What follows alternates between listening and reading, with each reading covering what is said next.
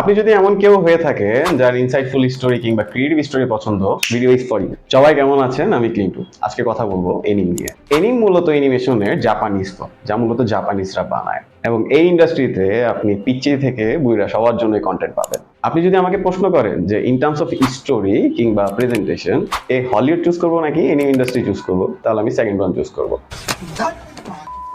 এখন প্রশ্ন হচ্ছে যে এনিমের মধ্যে আসলে আছেটা কি? তার উত্তরে আমি বলবো যে এনিমে এমন কিছু পাবেন না যা নাই। এখানে আপনি সাইফাই থেকে মিথোলজি সব ধরনের কন্টেন্টই পাবেন। এনিম হচ্ছে এক ধরনের খাবারের মতো, বিশেষ খাবার, যেটা আপনি যত টেস্ট করবেন, যত ডাইভার্স ওয়েতে টেস্ট করবেন, তত মজা পাবেন। আর এই সেগমেন্ট একবার যে এক্সপিরিয়েন্স করেছে সে একমাত্র বুঝতে পারে যে এনিম আসলে কি জিনিস। আপনি যদি এখনো এনিমে ইন্ডাস্ট্রি এক্সপিরিয়েন্স করে না থাকেন, তাহলে ওয়েলকাম টু এনিমে ইউনিভার্স। এবং শুরু করার জন্য আপনার জন্য আমি 3টা সাজেশন দিতে পারি।